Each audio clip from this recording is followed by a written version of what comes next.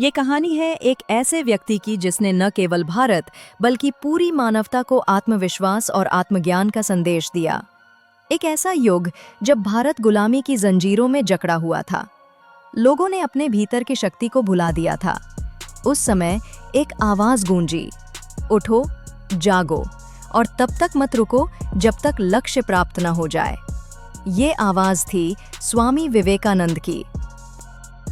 वे केवल एक साधु नहीं थे, बल्कि एक क्रांति थे, आत्मा की, विचारों की और कर्म की। जब उन्होंने 1893 में शिकागो के धर्म संसद में sisters and brothers of America कहा, तो सभागार में बैठे हजारों लोग उठ खड़े हुए। उस क्षण भारत की आत्मा ने फिर से अपनी पहचान पा ली। आज जब हम जीवन की भागदौड़ में खोए हैं, लक्ष्य, भय और असफलताओं से जूझ रहे हैं, विवेकानंद के विचार फिर से हमें जगाने आते हैं। वे हमें बताते हैं कि असली संघर्ष बाहर नहीं, भीतर होता है। स्वामी जी कहते थे, जिस क्षण आप यह समझ लेते हैं कि ईश्वर आपके भीतर है, उसी क्षण से आपकी समस्त दुर्बलताएं समाप्त हो जाती हैं। और इसी विचार ने लाखों युवाओं को अपने जीवन की दिशा बदलने की प्रेरणा दी। 12 जनवरी 1863 कोलकाता का एक साधारण परिवार। एक बालक जन्म लेता है। नाम रखा जाता है नरेंद्रनाथ दत्त। बालक नटखट था, पर उसकी आंखों में प्रश्न थे। भगवान कौन है? यह प्रश्न उसकी बाल्यावस्था से ही उसे बेचैन करता था। जब उसके मित्र खिलौनों से खेलते थे, वह मंदिरों में जाकर पूछता, क्या आपने भगवान को देखा है? यही प्रश्न उसे ले गया उसके गुरु श्री रामकृष्ण परमहंस के पास। जब नरेंद्र ने वही प्रश्न उनसे पूछा, क्या आपने भगवान को देखा है? तो रामकृष्ण मुस्कुराए और बोले, हाँ, देखा है, उतनी ही स्पष्टता से जितनी मैं तुम्हें देख रहा हूँ। उस दिन से नरेंद्र का जीवन बदल गया। वह साधारण युवक से एक साधक बन गया। सत्य की खोज में निकला हुआ एक यात्री। वर्षों की साधना, संघर्ष और आत्ममंथन के बाद वही नरेंद्र स्वामी विवेकानंद बन गए। अब उनका उद्देश्य था केवल आत्मज्ञान नहीं, बल्कि उस ज्ञान को समाज तक पहुंचाना। वे कहते थे, दरिद्र को ईश्वर समझो, सेवा ही सच्ची पूजा है। वे यह नहीं चाहते थे कि युवा केवल ध्यान करें, वे चाहते थे कि युवा कर्म करें, जागें, आगे बढ़ें। और यही वह बीज था जिससे उनके विचारों की क्रांति फूटी। वर्ष था 1893। स्थान अमेरिका का शिकागो शहर, जहां विश्व धर्म संसद का आयोजन हुआ था। विभिन्न देशों और धर्मों के प्रतिनिधि वहां एकत्र हुए थे। उद्देश्य था यह सिद्ध करना कि कौन सा धर्म सर्वोच्च है। मंच पर पश्चिमी विद्वान, धार्मिक नेता और तर्कशास्त्री बैठे थे, लेकिन उस भीड़ में एक साधु केसरिया वस्त्रों में, शांत मुखमुद्रा लिए मौन खड़ा था, स्वामी विवेकानंद। किसी को नहीं पता था कि यह साधु इतिहास बदलने वाला है। वर्षों की साधना, संघर्ष और आत्ममंथन के बाद वही नरेंद्र स्वामी विवेकानंद बन गए। अब उनका उद्देश्य था केवल आत्मज्ञान नहीं, बल्कि उस ज्ञान को समाज तक पहुंचाना। वे कहते थे, दरिद्र को ईश्वर समझो, सेवा ही सच्ची पूजा है। वे यह नहीं चाहते थे कि युवा केवल ध्यान करें, वे चाहते थे कि युवा कर्म करें, जागें, आगे बढ़ें। और यही वह बीज था जिससे उनके विचारों की क्रांति फूटी। जब उनके बोलने की बारी आई, सभागार में सन्नाटा छा गया। किसी ने उनसे पहले ऐसे शब्द नहीं सुने थे। वे बोले, sisters and brothers of America. केवल 5 शब्द और पूरा सभागार गूंज उठा। लोग खड़े होकर तालियां बजाने लगे। वह केवल भाषण नहीं था, वह भारत की आत्मा की पुकार थी, जो सदियों की नींद से जाग रही थी। विवेकानंद ने कहा, हम वह देश हैं जिसने विश्व को सहिष्णुता और स्वीकार्यता का पाठ पढ़ाया है। हमने सभी धर्मों को एक समान माना है, क्योंकि हम जानते हैं सब मार्ग अंततः एक ही सत्य की ओर जाते हैं। उनके शब्दों में आग थी, करुणा थी और सत्य का आलोक था। वह दिन था जब पश्चिम ने पहली बार भारत को समझा, एक गरीब देश नहीं, बल्कि आध्यात्मिक नेतृत्व वाला राष्ट्र। अगले कुछ वर्षों में स्वामी विवेकानंद ने अमेरिका, इंग्लैंड और यूरोप में व्याख्यान दिए। हर जगह उन्होंने वही संदेश दिया, मनुष्य अपने भाग्य का निर्माता स्वयं है। यदि तुम में विश्वास है तो कुछ भी असंभव नहीं। उन्होंने कहा, सारा ब्रह्मांड तुम्हारे भीतर है। यदि तुम यह समझ जाओ तो डर का अस्तित्व ही समाप्त हो जाता है। एक बार एक शिकारी ने एक बकरी के झुंड के बीच एक शेर का बच्चा छोड़ दिया। वह बच्चा बकरियों के साथ पला बढ़ा। वह घास खाता, डरता, भागता। उसे लगा कि वह भी बकरी है। एक दिन एक बूढ़ा शेर आया। उसने देखा कि यह तो शेर का बच्चा है। उसने उसे पकड़कर एक झील के किनारे ले गया और कहा, देख, यह तेरा असली चेहरा है। जब शावक ने पानी में अपना प्रतिबिंब देखा, वह चौंक गया। उसने पहली बार जाना कि वह बकरी नहीं, शेर है। उसी क्षण उसकी दहाड़ गूंजी और सारे जंगल में फैल गई। स्वामी विवेकानंद यही सिखाते थे, तुम सब शेर हो। ये मत भूलो कि तुम्हारे भीतर असीम शक्ति है।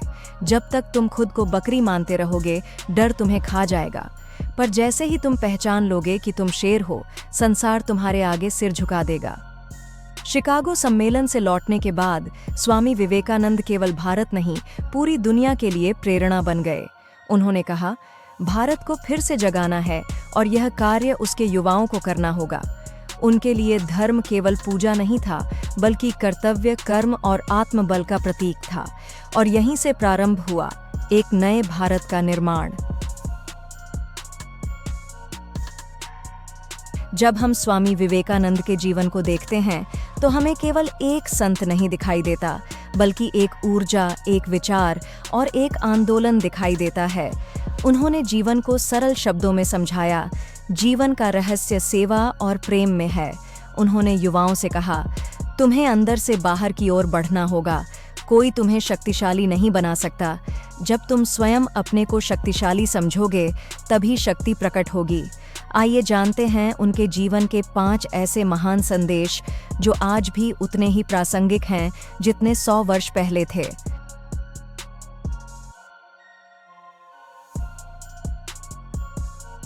1. आत्मविश्वास, अपने भीतर के ईश्वर पर विश्वास। पृष्ठभूमि, सौम्य संगीत, विजुअल्स में सूर्योदय या युवा ध्यान करते हुए। स्वामी विवेकानंद कहते थे, तुम्हें स्वयं पर विश्वास करना सीखना होगा।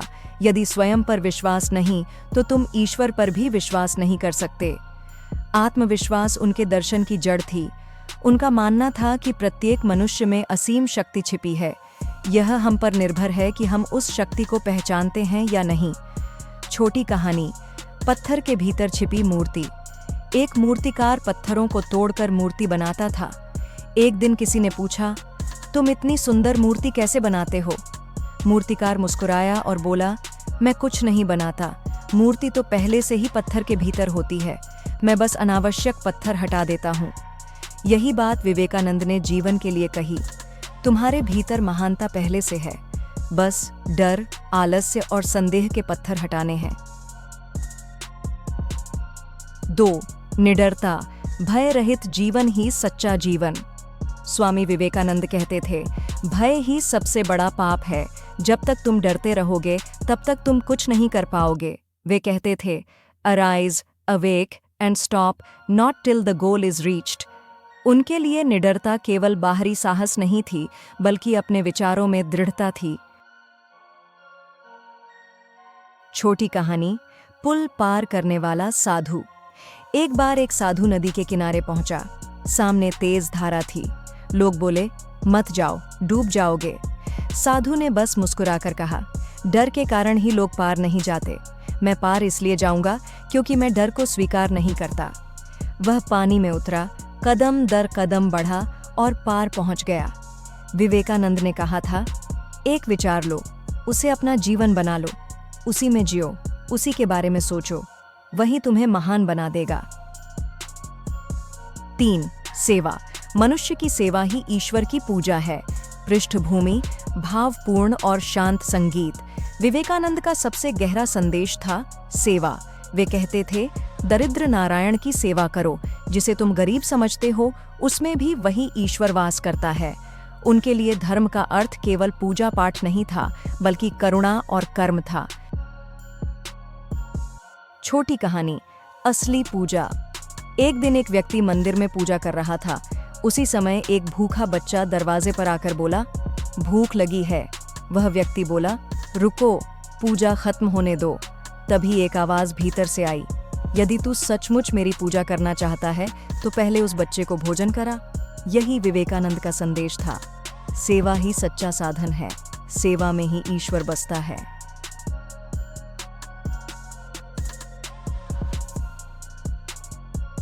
विवेकानंद का मानना था, कर्म ही पूजा है। वे कहते थे, सफलता उसी को मिलती है जो अपने काम को साधना बना देता है। अनुशासन, समय और संकल्प यही जीवन की कुंजी है। छोटी कहानी, तलवार और साधु। एक राजा ने अपने सैनिकों से कहा, हर दिन तलवार चलाने का अभ्यास करो, नहीं तो तुम कमजोर हो जाओगे। उसी तरह विवेकानंद कहते थे, मनुष्य का मन भी एक तलवार है। यदि हर दिन साधना, अध्ययन और कर्म का अभ्यास न किया जाए तो यह कुंद पड़ जाती है। स्वामी विवेकानंद कहते थे, मुझे केवल 100 ऊर्जावान, निडर युवा दो, मैं पूरे भारत का रूप बदल दूंगा। उनके लिए युवा केवल उम्र का नहीं, बल्कि विचारों की ऊर्जा का प्रतीक था। वे मानते थे कि अगर युवा अपनी शक्ति को सही दिशा में लगाएं, तो भारत फिर से विश्व गुरु बन सकता है।